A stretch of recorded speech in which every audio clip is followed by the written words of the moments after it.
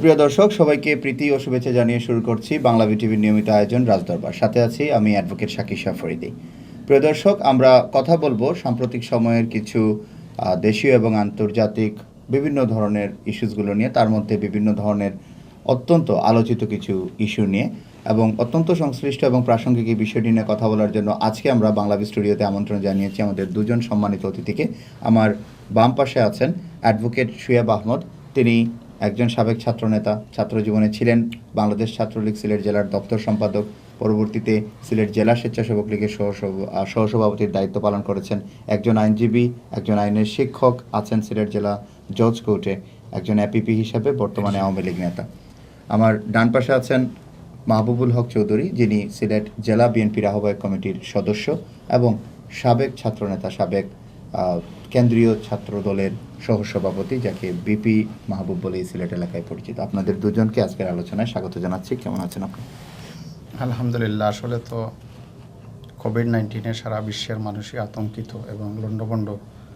তার মধ্যেও আমরা গরিব দেশের নাগরিক হিসাবে মহান রব্বুল আলামিনের দোয়ায় এবং আমি মনে করি এই বাংলার সকল মানুষের দোয়ায় আমরা আছি আলহামদুলিল্লাহ। বলতে হবে বিশ্বের যে কয়টা দেশের মানুষ ভালো রয়েছে, যে 20টা দেশের মানুষ আন্তর্জাতিক জরিপে, তার মধ্যে আমাদের দেশের মানুষ করোনার কবল থেকে একটা ভালো পজিশনের দিকে বিশ্বের ভিতরে রয়েছে। সেই হিসাবে বলতে হয় আলহামদুলিল্লাহ কোনো মতে রয়েছে। আর পেশাগত জীবনে তো আপনি জানেন সকল পেশায় আঘাত এসেছে, পেশাগত জীবনে আমাদের পেশায়ও আঘাত আছে এবং আমরা জীবনের ঝুঁকি নিয়ে মানুষকে আইন পেশায় রয়েছে, মানুষকে আইনের সেবা দিয়ে যাচ্ছে। জি, জনাব।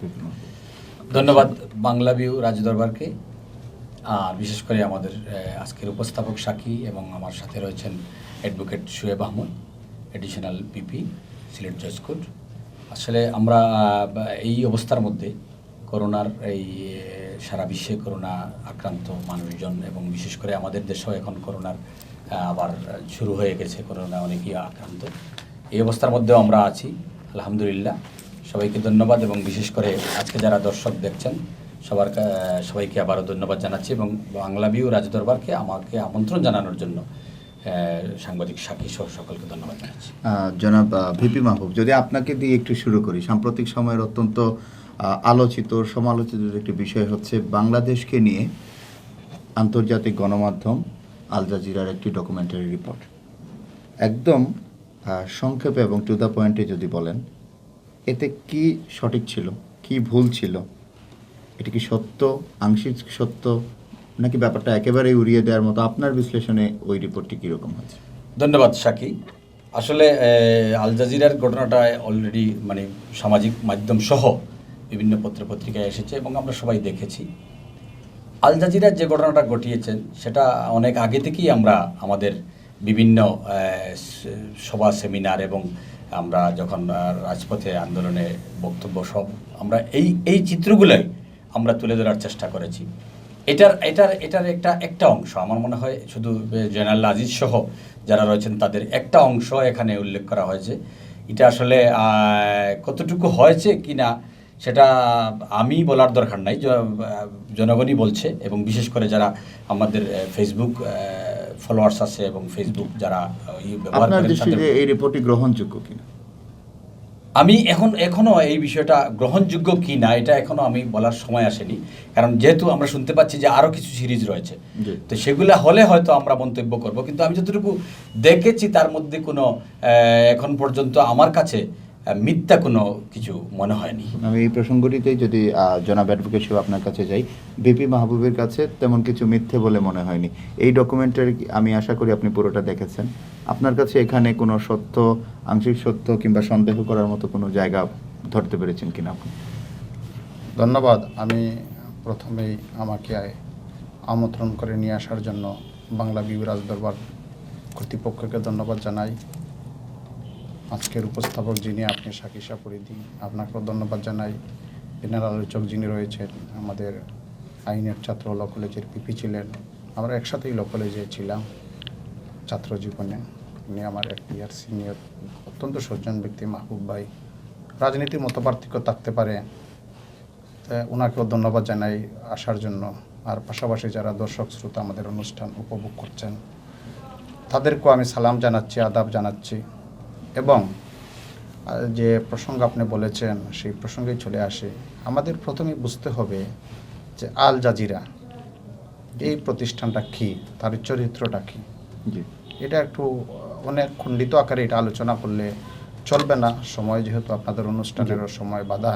তারপরে আমি একটু বৃত্তান্ত বলতে চাই যে এই আল জাজিরা প্রতিষ্ঠানটি 1995 সালে যাত্রা শুরু করেছিল, যখন বিবিসির আরবি পোর্শনটা বিবিসি বা ব্রিটিশের যে বিবিসি, সেই বিবিসি ব্রিটিশ ব্রডকাস্টিং কর্পোরেশন আরবি অংশটা যখন তারা বন্ধ করে দিল, তখন এই আরবি অংশে যে 150 জন মানে সৌদি ভিত্তিক ছিল বিবিসির আরবি অংশের প্রধান কার্যালয়টা সৌদি আরবে, এখানে 150 জন আর আরাবিয়ান সাংবাদিক কর্মরত ছিলেন। তারাই কাতারের রাজ পরিবারকে বললেন, রাজ পরিবারকে আরও শক্তিশালী করার জন্য যে একটা মিডিয়া করা যায়। এই 1995 আল জাজিরার যাত্রা শুরু। আর 2004 সাল থেকে প্রথমে তারা আরবিতে চ্যানেলটা চালু করেছেন, 2004 সাল থেকে তারা ইংলিশ ভার্সনে চলে এসেছেন।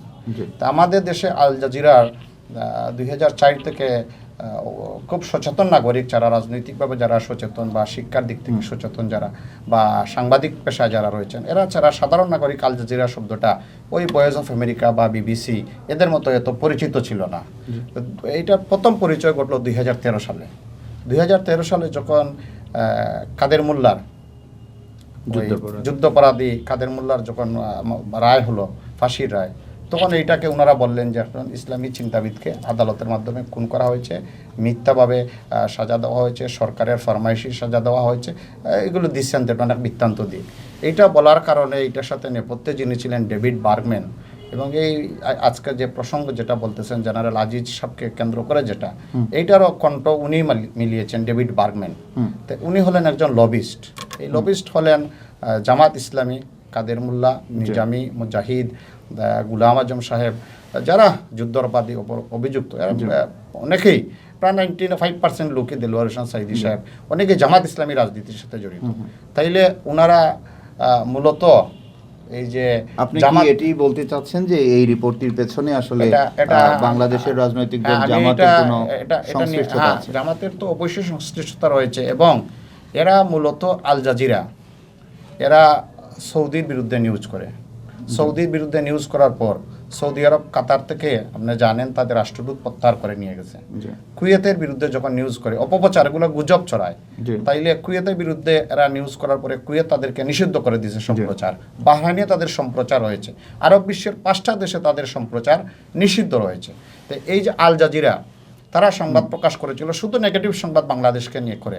আমি বলবো কেন করে, এটার কারণ কি, শাপলা চত্বরের যে ঘটনা, হেফাজতে ইসলাম মানে ডাকাই গেল সরকার পতনের জন্য ডাক দিয়ে, ওই যে তুরস্কের মতো তারা একটা অভ্যুত্থান ঘটাই দিবে বললো, সেখানে হাজার হাজার অগণিত লোক সেখানে পুলিশের আর্মির গুলিতে মারা গেছে। কিন্তু গণমাধ্যমে, বাংলাদেশের গণমাধ্যম বিশেষ করে 71 টিভি সেটা সারা রাত্রে সরাসরি লাইভ করেছে, কিন্তু সেই জায়গায় একটা লাশেরও কোনো অস্তিত্ব পাওয়া যায় নাই। বা বাংলাদেশের কোনো পরিবার দাবি করতে পারে নাই যে আমার একটা ছেলে শাপলা চত্বরে গিয়ে মারা গিয়েছে। তারা গণকবরের যে ছবিটা দেখেছিল আল জাজিরায়, বিশেষ করে না বললেই না হয় যে একজন কবর যে খুদক, তার একটা সাক্ষাৎকার দিয়েছিল।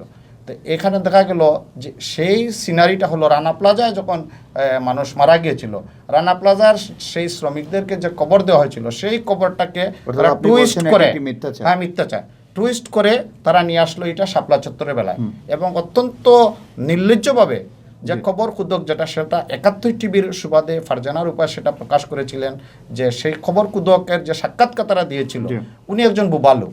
তাইলে যে মিডিয়াটা বুবালুককে দিয়ে কথা বলাইতে পারে, আল জাজিরা, তাইলে তার ভীষণটাই হলো এই বাংলাদেশের গণতান্ত্রিক রাষ্ট্র ব্যবস্থাকে ভেঙে দেওয়া, একটা জঙ্গি রাষ্ট্র, অকার্যকর রাষ্ট্রে পরিণত করা।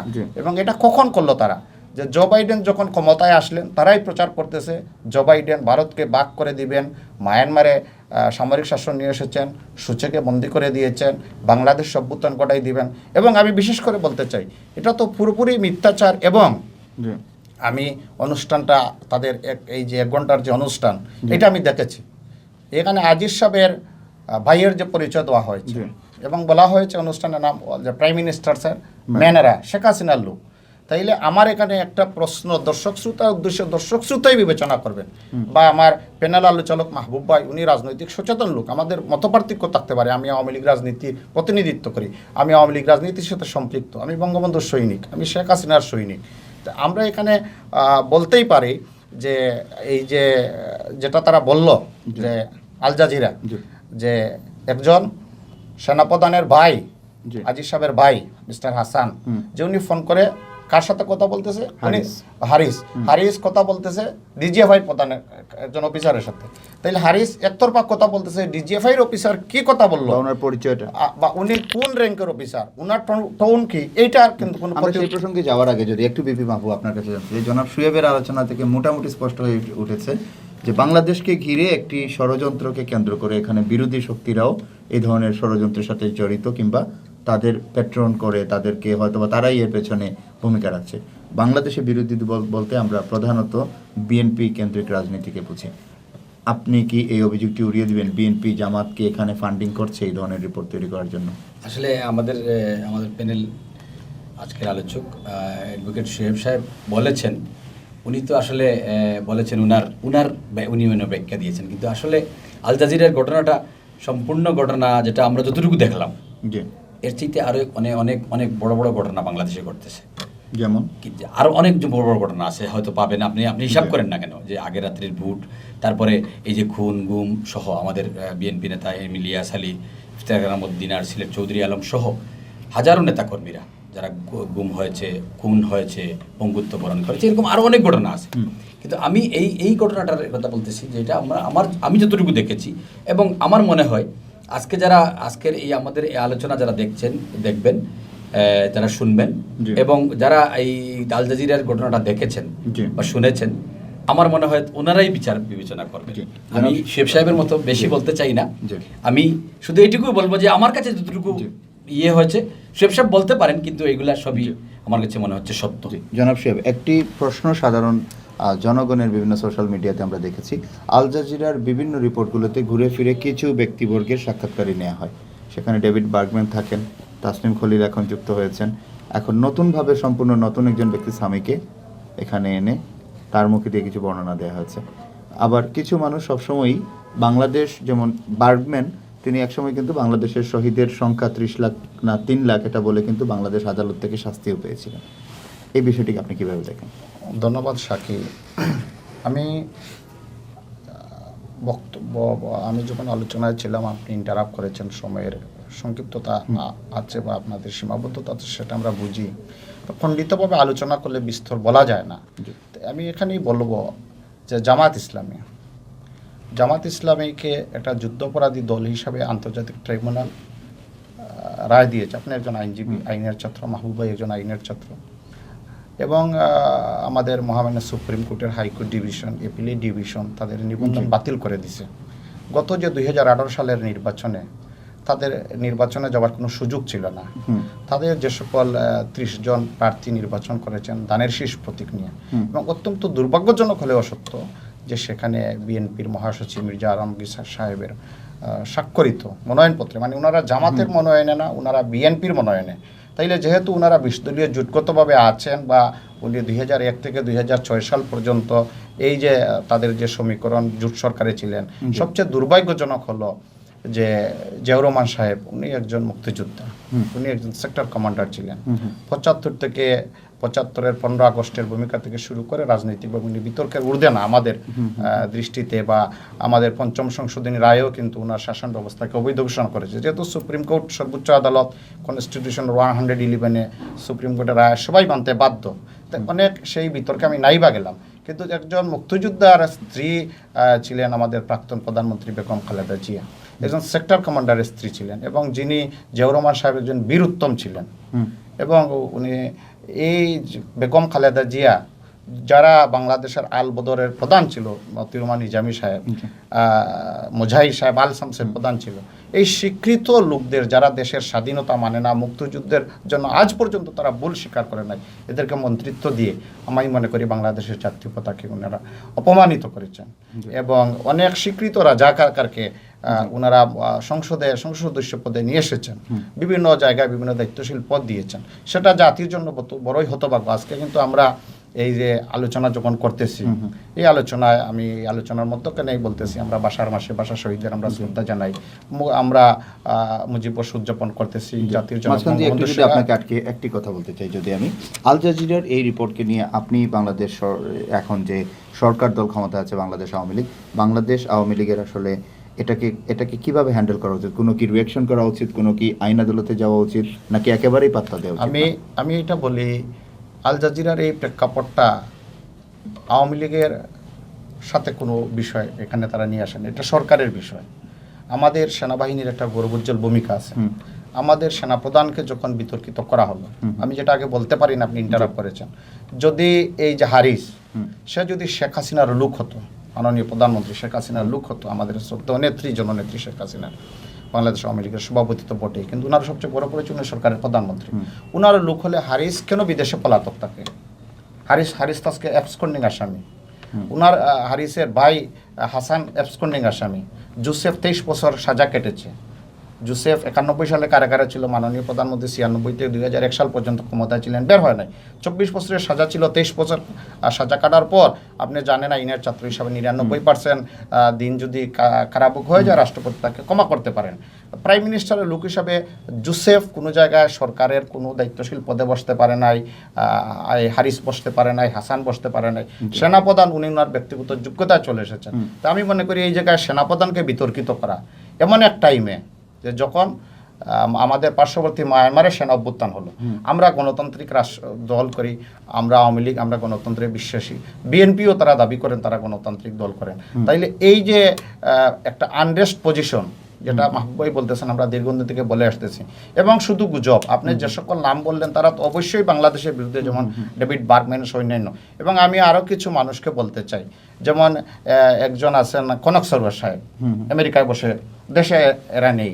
তারপরে আরেকজন আছেন ওই যে আরেকজন সাংবাদিক, ওই 21 টিভিতে ছিলেন, ইলিয়াস সাহেব। ওনারা আমেরিকা কানাডায় বসে বসে তাদের নাগরিকত্ব এসাইলাম, আমিও কানাডা ঘুরে আসছি, মাহবুবাইও বিদেশ ঘুরে আসছেন, এই সকল দেশে সরকারের বিরুদ্ধে আলোচনা করলে বিভিন্ন জঙ্গি সংগঠন থেকে টাকা পাওয়া যায় এবং ওই দেশের নাগরিকত্ব পাওয়া যায়। ওই সব সুযোগ সুবিধা নেওয়ার জন্য যত বিকৃত বিষয় আছে, একটা কথাই বলবো, আমি এক কথা শেষ করে দিব, আল জাজিরার এই সকল নিউজ বাংলাদেশের সার্বভৌমত্বের বিরুদ্ধে, বাংলাদেশের গণতন্ত্রের বিরুদ্ধে, বাংলাদেশকে অকার্যকর রাষ্ট্রে পরিণত করার একটা ষড়যন্ত্র, বাংলাদেশকে জঙ্গি রাষ্ট্রে পরিণত করার একটা ষড়যন্ত্র। যেভাবে তারা অতীতে করেছে, শাপলা চত্বর নিয়ে গুজব চালিয়েছিল, যুদ্ধপরাধ ট্রাইব্যুনাল নিয়ে যুদ্ধ চাপিয়েছিল, অপপ্রচার মিথ্যাচার করেছিল। এই মিথ্যাচারের একটা অংশ জেনারেল হাসান সাহেবের বিরুদ্ধে, জেনারেল আজিজ সাহেবকে নিয়ে সম্পৃক্ত করে যে নিউজটা করেছে, সেটা আমরা প্রত্যাখ্যান করেছি। এবং আমি বিশেষ করে বলতে চাই, আমাদের গৌরবোজ্জ্বল সেনাবাহিনী ISPR এর পক্ষ থেকে এটা প্রত্যাখ্যান করেছে, পররাষ্ট্র মন্ত্রণালয় এটার বিরুদ্ধে নিন্দা দিয়েছে, এবং মাননীয় পররাষ্ট্রমন্ত্রী আমাদের সিলেটের কৃতি সন্তান জনাব মোমেন সাহেব, উনি পার্লামেন্টে দাঁড়িয়ে বলেছেন আল জাজিরার বিরুদ্ধে আইনগত ব্যবস্থা নেওয়া হবে।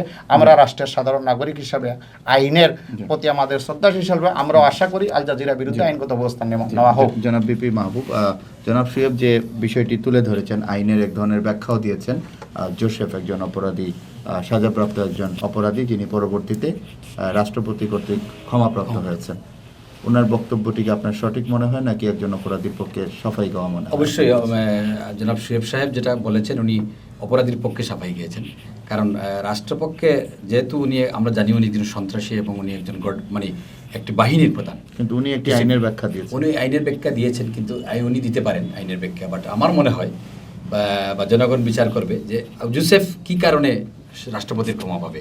আজকে দেশনেত্রী বেগম খালেদা জিয়া, যিনি বাংলাদেশের স্বাধীনতার ঘোষক শহীদ রাষ্ট্রপতি জিয়াউর রহমানের সহধর্মিনী, যিনি বাংলাদেশের 3 বারের প্রধানমন্ত্রী ছিলেন, যিনি শহীদ রাষ্ট্রপতি জিয়াউর রহমান কিন্তু সম্মুখ সমরে যুদ্ধ করেছেন, জেড ফোর্সের অধিনায়ক ছিলেন। ওনার স্ত্রী আজকে একটি মুক্তিযুদ্ধ পরিবারের লোক, উনি আজকে এই বয়সেই আজকে 78 বছর বয়সে উনি আজকে কারাবরণ করছেন, কারাগারে রয়েছেন। একটা মিথ্যা অজুহাত, যেটার কোনো আইনগত এখন পর্যন্ত বেগম খালেদা জিয়াকে সাজা দেওয়ার মতো কোনো তথ্যবাদী প্রমাণ পায় নাই, কিন্তু এটা ফরমাইশি রায়ে ওনাকে আজকে কারাগারে। রাজনৈতিক বিবেচনায়? অবশ্যই রাজনৈতিক বিবেচনায়। তাহলে এখন যদি জোসেফ বাইরে আছেন, সেটাও কি রাজনৈতিক বিবেচনায়? জোসেফ প্রধানমন্ত্রী বিশেষ ক্ষমতায় আমি বাইরে নিয়ে আসা আপনি হলো। যদি আমার কাছে চলে আসেন, আমি একটু বলবো। আমি মনে করি আমরা যারা এই প্রজন্মে আছি, 71 পরবর্তী প্রজন্মে, আমাদের বোধোদয়ের একটা সীমা আছে। আমি মনে করি সব কিছুর একটা ফয়সালা জাতির মঙ্গলের জন্য হওয়া উচিত। জি। সাংবিধানিকভাবে আমরা তিনজনই ভাগ্যক্রমে আইনের ছাত্র, আমরা আইন পেশায় রয়েছে। সাংবিধানিকভাবে বঙ্গবন্ধুকে জাতির পিতা স্বীকৃতি দেওয়া হয়েছে। সাংবিধানিকভাবে কনস্টিটিউশনের আর্টিকেল 150-র আন্ডারে 6ষ্ঠ শিডিউলে বঙ্গবন্ধুকে স্বাধীনতার ঘোষক বলা হয়েছে, স্বাধীনতার ঘোষণাপত্র তফসিলভুক্ত করা হয়েছে। তো এই জায়গায় সাংবিধানিকভাবে অন্য কোনো ব্যক্তিকে, যেমন উনি জিয়াউর রহমান সাহেবকে স্বাধীনতার ঘোষক বলেছেন, সাংবিধানিকভাবে এটা বলা যায় না। এটা যদি কোনো আদালত কগনিজেন্সে নেয়, সংবিধানের বিরুদ্ধে কথা বলার মানে সাথে কথা আছে যে একটা সংবিধানের বিরুদ্ধে কথা বলে আপনি রাষ্ট্রদ্রোহী অপরাধ করবেন। এইটা আমি মনে করি। এরপরে উনি বলেছেন, জিয়াউর রহমান, আমিও আগে বলেছি, জেড ফোর্সের অধিনায়ক ছিলেন, শেষ ভালো যার সব ভালো তার, উনার কিন্তু শেষ ভালো ছিল না। কারণ উনি এই যুদ্ধাপরাধী যারা আছে তাদেরকে ক্ষমতা গ্রহণ করে পুনর্বাসন করেছেন, এবং ধর্মভিত্তিক রাজনৈতিক, আমাদের কনস্টিটিউশনের 12-তে আছে আর্টিকেল, যেহেতু সংবিধান প্রজাতন্ত্রের সর্বোচ্চ আইন, এই আর্টিকেল 12-তে আছে যে কোনো ধর্মকে বা ধর্মভিত্তিক কোনো রাজনৈতিক দল করা যাবে না। জিয়াউর রহমান সাহেব সেটাও সুযোগ করে দিয়েছেন পঞ্চম সংশোধনীর মাধ্যমে, এবং সবচেয়ে নির্লজ্জভাবে যে জিয়াউর রহমান সাহেব পঞ্চম সংশোধনের মাধ্যমে ইন্ডেমনিটি অ্যাক্ট, যেটা ইন্ডেমনিটি অর্ডিন্যান্স জারি করেছিলেন জিয়াউর রহমান সাহেব, ওইটাকে সংবিধানের ভিতরে নিয়ে আসলেন যে বঙ্গবন্ধু তার বিচার করা যাবে না। তো এইসব রাজনৈতিক অনেক বিস্তর আলোচনা চলে যায়। এবং এমনি যেটা বললেন যে আমাদের প্রাক্তন প্রধানমন্ত্রী বেগম জিয়া এতিমদের যে মামলা, এইটা আমরা আইনের ছাত্র হিসাবে জানি এটা বিশেষ দায়রা জজে, এটা কোনো স্পিডি ট্রাইব্যুনাল না, দীর্ঘ দিনের মামলা। ওই মানে বিচারিক প্রক্রিয়া আমরা মাননীয় প্রধানমন্ত্রী শেখ হাসিনার আওয়ামী লীগ সরকারের আমলেই মামলা হয় নাই, ফখরুদ্দিন সরকারের আমলেই মামলা ছিল। মঈনুদ্দিন সরকার তাদেরই নিয়োগপ্রাপ্ত সেনাপ্রধান ছিলেন। ওই সেনা সমর্থিত তত্ত্বাবধায়ক সরকার, এটাকে আমরা সাপোর্ট করি না গণতন্ত্রের কর্মী হিসেবে। আমরা এর বিরুদ্ধে 111 লড়াই করেছে, ফাইট করেছে, আওয়ামী লীগ ফাইট করেছে, বিএনপি ফাইট করেছে, -2 ফর্মুলার বিরুদ্ধে আমরা ছিলাম। ওই 111 সরকারের মামলা দিয়ে বিচারিক প্রক্রিয়ায় বেগম জিয়াকে সাজা দিয়েছেন আখতারুজ্জামান সাহেব, আজকে উনি জাস্টিস মহামান্য হাইকোর্টের। তো তারপরে ওনারা হাইকোর্টে গেলেন, হাইকোর্ট সাজা বাড়াই দিল, অ্যাপিলেট ডিভিশন বহাল রাখলো। তাইলে এখন উনি বলতেছেন যে কারাগারে আছেন। করোনা যখন এসেছে, মাননীয় প্রধানমন্ত্রী জননেত্রী শেখ হাসিনাকে বলা হয়েছে মানবতার মা, এটা আমরা বলি নাই, মাদার অফ হিউম্যানিটি জাতিসংঘ বলেছে, ইউনেস্কো বলেছে, রোহিঙ্গাদের স্থান করে দিয়েছেন। ওইটা রাষ্ট্রপতি অর্ডিন্যান্সের মাধ্যমে, বেগম জিয়া কিন্তু আদালতের প্রক্রিয়ার মাধ্যমে জামিন পান নাই, রাষ্ট্রপতির বিশেষ নির্বাহী আদেশে, যেটা কনস্টিটিউশনের 49-এ রাষ্ট্রপতিকে যে ক্ষমতা দেওয়া হয়েছে, সেই ক্ষমতা বলে মহামান্য রাষ্ট্রপতি সরকারের সুপারিশের প্রেক্ষিতে বেগম জিয়াকে, উনি বয়স্কা মহিলা, ওনার প্রতি মানবতা দেখিয়েছেন, কিন্তু আইনি প্রক্রিয়ার মাধ্যমে সর্বোচ্চ আদালতের মাধ্যমে উনি কিন্তু বাইরে নাই। এটা সম্পূর্ণ, এটা দুঃখজনক। একজন প্রাক্তন প্রধানমন্ত্রী এতিমদের টাকা আত্মসাৎ করবেন, সেটা জাতি হিসেবে আমাদের জন্য দুর্ভাগ্যের। জনাব ভিপি মাহবুব, আমি দুঃখিত, কথা প্রসঙ্গে জনাব সাহেবের কাছে চলে যেতে হয়েছিল, আপনি তুলনামূলক সময় কম পেয়েছেন। জোসেফের সেই ব্যাপারটি এবং খালেদা জিয়ার এই রায়ের ব্যাপারটি যদি আপনার কোনো পাল্টা বক্তব্য। খালেদা জিয়ার রায়, জোসেফের ব্যাপারটি আমি যেটা বলছি যে জোসেফ যদি এই আজকে এই এত বড় অপরাধী হয়ে সে যদি আজকে রাষ্ট্রপতির ক্ষমা পায়, তাহলে বেগম খালেদা জিয়া আজকে এখনো কিন্তু বেগম খালেদা জিয়া এক ধরনের মানে মুক্তি, কারাগারে না থাকলেও গৃহবন্দী অবস্থায় আছে। উনি কি রাষ্ট্রপতির ক্ষমা পেতে পারেন বলে আপনি মনে করেন? আমি মনে করি যে রাষ্ট্রপতি নিজে কি করা উচিত, কারণ শহীদ রাষ্ট্রপতি জিয়াউর রহমান, আমি আগেই বলেছি বাংলাদেশের স্বাধীনতার ঘোষক শহীদ রাষ্ট্রপতি জিয়াউর রহমান এদেশে একজন মুক্তিযোদ্ধা, এবং দেশের যখন সংকট চলছিল সেই মুহূর্তে শহীদ রাষ্ট্রপতি জিয়াউর রহমান মানে আবির্ভাব ঘটে। উনার স্ত্রী 3বারের প্রধানমন্ত্রী দেশনেত্রী বেগম খালেদা জিয়া আপুসীন নেত্রী, সারা বিশ্বে জানে যে বেগম খালেদা জিয়া একজন আপুসীন নেত্রী। সেই নেত্রীর আবেদনের প্রয়োজন ছিল না, এটা করা উচিত। একটি আইনি জটিলতা মেবি আছে, আমি অপরাধ স্বীকার করে নিতে হয়। আমি আরেকটু বিষয়টা বলি। শুধু এই ক্ষেত্রে না, আপনি দেখেন প্রত্যেকটা ক্ষেত্রে আমরা কি দেখলাম, আমাদের অ্যাডভোকেট শুয়েব সাহেব অত্যন্ত সুন্দর ভাষায় বলেছেন দেশে গণতন্ত্র ব্যাহত হবে। মানে আমাদের বক্তব্য বা আমাদের বক্তব্যগুলো যদি কোর্টে নেওয়া হয়, আমাদের দেশে তো গণতন্ত্র নাই। কারণ আমরা কি দেখলাম, আমরা সিনহা সাহেবের অবস্থা দেখলাম, কি অবস্থা আমরা কি দেখতে পেলাম, আমরা দেখতে পেলাম যে 2018 সালে রাতের অন্ধকারে বুটাররা বুট কেন্দ্রে যায় নাই, রাতের অন্ধকারে বুট বাক্স করে দিনের বেলা জবরদখল করে আজকে কি ক্ষমতায় অধিষ্ঠিত রয়েছে বর্তমানে শেখ হাসিনা সরকার। আমরা কি দেখতে পাই? তাহলে এই জিনিসগুলো একটা একটা করে যদি দেখা যায়, তাহলে গণতন্ত্র কোথায় আছে আর কি আছে, আর রাষ্ট্রপতিকে কি বলতে হবে অথবা কি করতে হবে, এটা আসলে আমার মনে হয় শুয়েব সাহেব অত্যন্ত সুন্দর ভাষায় বলেন, উনি ভালো বক্তব্য দিতে জানেন, ভালো বক্তব্য দেন, উনি আমার খুব ঘনিষ্ঠ ভাই এবং আমরা একসাথেই আমাদের ল কলেজে ছিলাম। কিন্তু উনি খুব সুন্দর ভাষায় বলেছেন, আমি হয়তো এই ভাষায় বলতে পারতেছিলাম, কিন্তু কি অবস্থায় আছে সেটা তো জনগণ জানে, জনগণ বিচার। আমরা অত্যন্ত সংক্ষেপে যদি একটু আরেকটা টপিকসের দিকে যাই, করোনা ভ্যাকসিন। আমি প্রতি উত্তর কি আছে একটু আমার একটু দিতে হবে। আমি এটা বলতে চাই যে আমাদের প্যানেল আলোচক অ্যাডভোকেট মাহবুব সাহেব যিনি বলেছেন দেশ গণতান্ত্রিক না, আমি এটা তীব্র প্রতিবাদ জানাই। জিয়াউর রহমান সাহেবকে বারবার স্বাধীনতার ঘোষক বলতেছেন, সাংবিধানিকভাবে এটা বলতে পারেন না, আইনগতভাবে এটা তাদের রাজনৈতিক বলা, এটা তাদের বাক স্বাধীনতা আছে বলেই তো এটা বলতে পারতেছেন। আমাদের দেশে যে বাক স্বাধীনতা সরকারের আছে সেটা এটা প্রমাণ, আমরা এটা বলতে পারতেন, অন্য দেশে এটা বলা যাবে না। আচ্ছা, যাই হোক, আমি মনে করি যে তাদের এটা বোধোদয় থেকে বের হওয়া উচিত, সংবিধানের আওতায় আসা উচিত। আর আমি যেটা মনে করি যে আমি বলেছি কনস্টিটিউশনের আর্টিকেল 49 অথবা জেল কোড অথবা কারাবিধি, এখানে বলা আছে যে 99% যদি সাজা বুক হয়ে যায়, জোসেফের কিন্তু 24 বছরের মধ্যে 23 বছর সে বুক করে দিয়েছিল। জোসেফকে কিন্তু 96 থেকে যদি জোসেফ প্রধানমন্ত্রী লোক হতেন তাইলে সে 91 থেকে কিন্তু কারাগারে ছিল, ওই টাইমে সে সাজাপ্রাপ্ত হয়েছে, তাইলে 96 তো রাষ্ট্রপতি তাকে সাজা মওকুফ করতে পারতেন, আওয়ামী লীগই তো সরকার ক্ষমতায় ছিল, কিন্তু সেটা বিবেচনায় মাননীয় প্রধানমন্ত্রী নেন নাই। আচ্ছা, যাই হোক, আর বেগম জিয়ার যে বিষয়টা, এইটা উনি যেটা বলতেছেন আমি আগেও বলেছি, আপনি বলেও দিয়েছেন যে উনি রাষ্ট্রপতির ক্ষমা প্রার্থী, রাষ্ট্রপতির ক্ষমা পেতে পারেন একজন সাবেক রাষ্ট্রপতির ওয়াইফ হিসাবে বা সাবেক প্রধানমন্ত্রী হিসাবে। সেই ক্ষেত্রে আইনের বিধান মতে ওনাকে বলতে হবে যে আমি দুঃস্বীকার করেছি, আমি অপরাধ করেছি। জোসেফের বিষয়টা, বেগম খালেদা জিয়ার বিষয়টা ভিন্ন। আর গণতন্ত্র যেটা বললেন যে রাতের আধারে, এইটা একটা কথা বলতে হয়, এটা রাজনৈতিকভাবে বলা যায়, আইনগতভাবে বলা এই কারণে যাবে না। 2018 সালের নির্বাচনের পর ওনারা বিএনপির পক্ষ থেকে এটা রিট করেছিলেন, 18 সালের নির্বাচন প্রত্যাখ্যান করে, এই রিটটা মহামান্য হাইকোর্ট খারিজ করে দিয়েছে এবং এটা গেজেট হয়েছে। নির্বাচন কমিশন থেকে যারা মাননীয় সংসদ হয়েছেন তারা শপথ নিয়েছেন, ইভেন কি তাদের বিএনপি থেকে যে 6 জন নির্বাচিত হয়েছেন তারাও শপথ নিয়েছেন। তাদের একজন মহিলা এমপি রুমিন ফারহানা সংসদে কিন্তু তারা প্রতিনিধিত্ব করেন, তারা কথা বলতে পারেন। আজকে পৌর নির্বাচন উৎসবমুখর হয়েছে, বিএনপির অনেক প্রার্থী নির্বাচনে জয়লাভ করেছে। সুতরাং রাষ্ট্রকে গণতন্ত্রের বাইরে বলা যাবে না। আর রাতের আধারের যে ভোট সেটা আমি প্রত্যাখ্যান করি, দিনের বেলায় ভোট হয়েছে, ভোট না হলে তাদের প্রতিটি নির্বাচন এলাকায় তাদের প্রার্থী 70,000, 80,000, 90,000, কোনো জায়গায় 1 লক্ষ এবং ইভেন কি নির্বাচিত তো হয়েছে। আর অত্যন্ত ইতিহাসে যেতে হয়, ইতিহাস নগ্ন সত্য, ওনার আবেগে, মাহবুবের আবেগে পড়তে পারে, বিএনপি রাজনীতির সাথে যারা জড়িত তাদের আবেগে পড়তে পারে।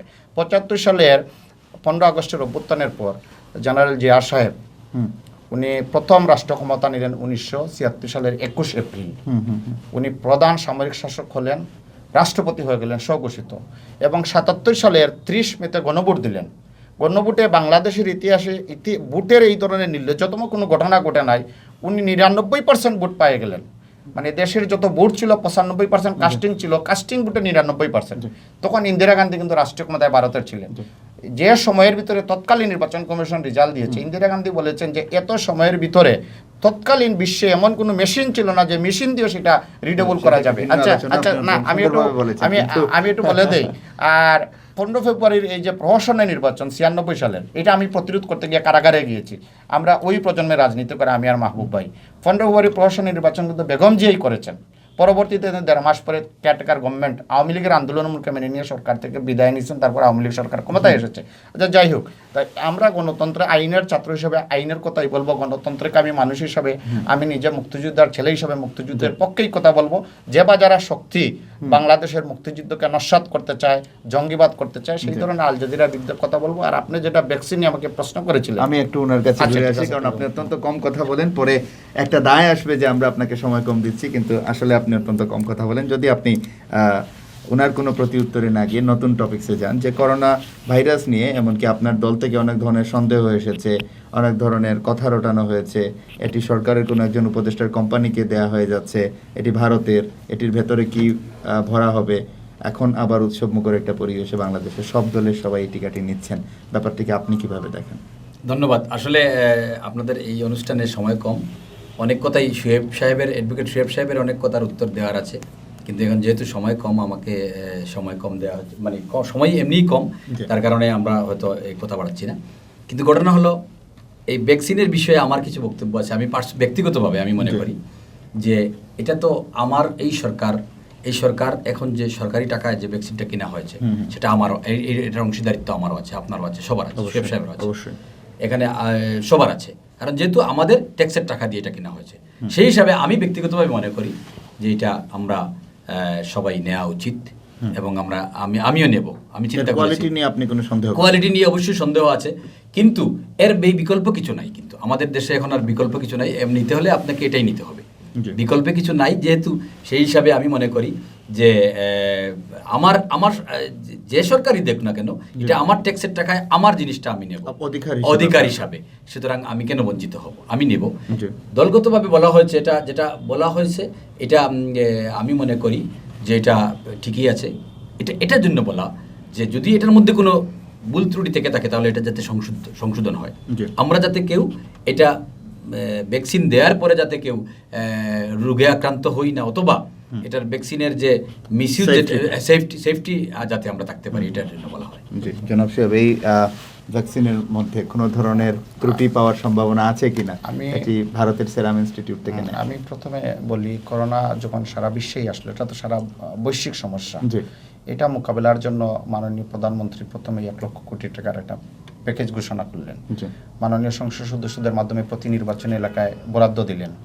মাননীয় প্রধানমন্ত্রী এই জায়গায় কোনো পক্ষপাতিত্ব করে নাই যে আওয়ামী লীগের এমপি যে নির্বাচনী এলাকায় রয়েছে সেই জায়গায় বেশি হবে বিএনপি বা বিরোধী দলের এমপি যারা আছেন কম হবে, এই ধরনের না, সবার সমান বাজেট। আমাদের সিলেট 2 আসন গণফুর আমির একজন এমপি রয়েছেন, উনিও সমান বাজেট পেয়েছেন, ওনার ব্যক্তিগত কোনো অভিযোগ এই ক্ষেত্রে নাই যে আমি বিরোধী দলের এমপি। মাননীয় প্রধানমন্ত্রী করোনা আসার সাথে সাথেই মানবতা দেখিয়ে রাষ্ট্রপতি বেগম জিয়ার অনুরোধের প্রেক্ষিতে সাবেক প্রধানমন্ত্রী সাজাপ্রাপ্তই ছিলেন, বলতে হয় নগ্ন সত্য, অপ্রিয় হলেও মুক্তি দিয়েছেন। এবং আমি মনে করি যে করোনাকালীন সময়ে কোর্ট বন্ধ রেখেছিলেন এবং অনেক আসামি কিন্তু জামিন পাচ্ছে, তো এখানে একটা মানবতা কাজ করতেছে। আর যেটা আমি মনে করি যে বিশ্ব ফর্বস ম্যাগাজিনের জরিপে আমেরিকার যেটা এসেছে যে 3 জন সরকার প্রধান করোনা মোকাবেলায় সবচেয়ে বেশি ভূমিকা রেখেছেন, তার মধ্যে জাস্টিন ট্রুডো, অ্যাঞ্জেলা মার্কেল জার্মানির, এবং বাংলাদেশের প্রধানমন্ত্রী শেখ হাসিনা। আজকে যে আমরা গরিব দেশের নাগরিক হিসেবে আজকে সরকার বলেছে এই যে ভ্যাকসিন, অক্সফোর্ড ইউনিভার্সিটির অ্যাস্ট্রাজেনেরিক এবং সিরাম, এদের যৌথভাবে এটা মার্কেটে চলে এসেছে। এর চেয়ে ভালো উন্নত মানের কোনো ভ্যাকসিন অন্য কোথাও নেই, এটাই সারা ওয়ার্ল্ডে মার্কেটাইজড হয়েছে। আমাদের 70 লাখ সরকার টাকা দিয়েছেন, সরকার কিনে নিয়ে আসতেছেন, প্রথমে বলছেন যে 70 লাখ লোককে দিবেন, চলে আসছে। আমি মাহবুব ভাই বলেছেন নিবেন, আজকে বিএনপিও রাজনৈতিকভাবে বলেছেন। এই যে আমি একটু আগে আমি দর্শকদের বলতে চাই, এই যে সুরক্ষা অ্যাপসে গিয়ে আমি একটু আগে এই যে আমার নামে কালকে সকালে উসমানী মেডিকেলে যাব, নিবন্ধন দিচ্ছে যে প্রথমে আমাকে দিয়ে সেকেন্ড ডোজ দিবে এবং বলতেছে 3 কোটি আমার এখানে আবেদন থাকবে। আমাদের আসলে আমরা রাজনৈতিকভাবে আওয়ামী লীগ কিন্তু রাজনৈতিক দল, আমি এডিশনাল পিপি হিসাবে সরকারের একটা পোস্ট হোল্ড করি। সরকার এক জিনিস, দল আর এক জিনিস। আমি আজকের অনুষ্ঠান থেকে বলবো মাহবুবাইকে সাধুবাদ জানাই, বিএনপিকে সাধুবাদ জানাই, ওনার ভ্যাকসিন নেবেন, কারণ সবাই বাঁচতে হবে। আমরা যদি বাঁচি তাইলে আমরা রাজনীতি করতে পারবো, আমরা বিরোধিতার সাথে বিরোধিতা করবো না। আর যারা সরকারি কর্তৃপক্ষ ভাইরা রয়েছেন, ডাক্তার ভাইরা, চিকিৎসক ভাইরা যারা আছেন, আজকের অনুষ্ঠানের পক্ষ থেকে, আমার আওয়ামী লীগের পক্ষ থেকে আমি আহ্বান জানাবো, আপনারা জনগণকে সহযোগিতা করবেন।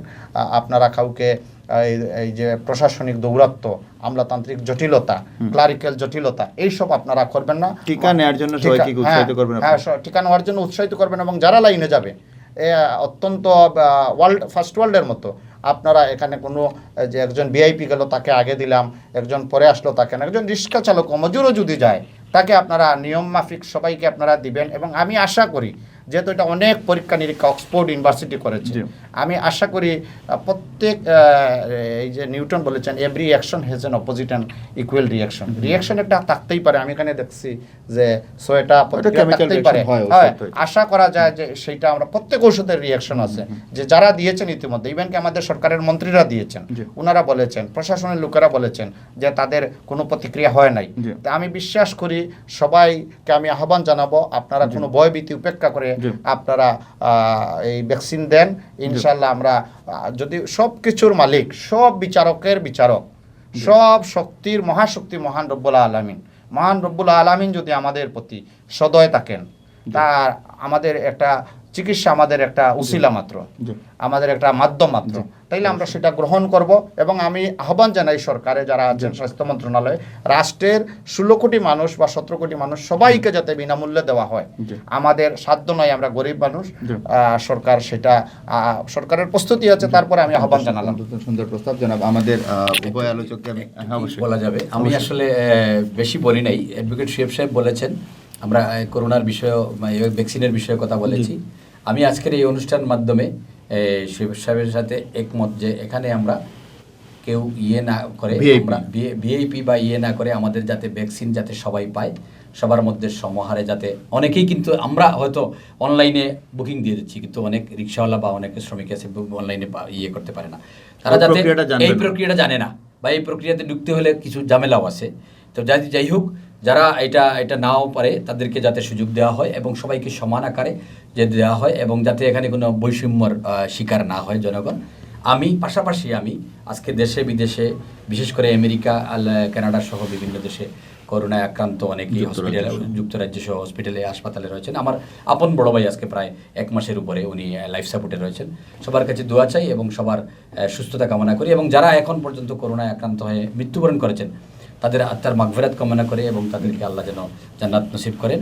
আমি পরিশেষে দেশনেত্রী বেগম খালেদা জিয়ার মুক্তি এবং দেশের যাতে গণতান্ত্রিক অবস্থায় ফিরে আসতে পারি, আমরা স্বাধীনতা সার্বভৌমত্ব যেন অক্ষুণ্ণ থাকে, সেই আশাবাদ ব্যক্ত রেখে, এবং আমাদের বিএনপি নেতা ইলিয়াস আলীর সন্ধান দাবি করে, ইফতেখার আহমদ দিনার সহ সকলের সন্ধান দাবি করে। আমি ধন্যবাদ আপনাকে। সর্বশেষ যদি জনাব সাহেব আপনার কিছু বলা থাকে। আমি মাহবুব ভাইয়ের সাথে একমত। বিশেষ করে আমাদের মহান মুক্তিযুদ্ধ থেকে শুরু করে অদ্যাবধি পর্যন্ত বাংলাদেশের এই উন্নয়নের পিছনে প্রবাসী ভাইদের একটা বিশাল ভূমিকা রয়েছে, বিশেষ করে আমাদের সিলেটের।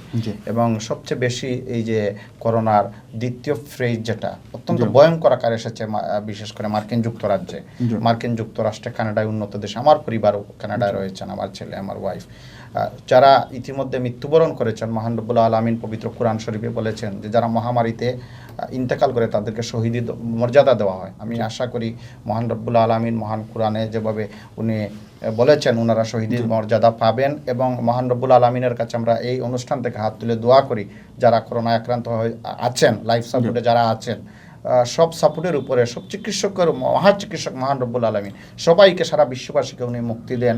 এবং আমি মনে করি যে বিএনপি একটা রাজনৈতিক গণতান্ত্রিক দল, গণতান্ত্রিক চর্চা করে বাংলাদেশে যাতে গণতন্ত্র অব্যাহত থাকে, বাংলাদেশের উন্নয়ন অগ্রগতি অব্যাহত থাকে। কে ক্ষমতায় আসবে না সেটা জনগণ ভোটের মাধ্যমে ফয়সালা করবে।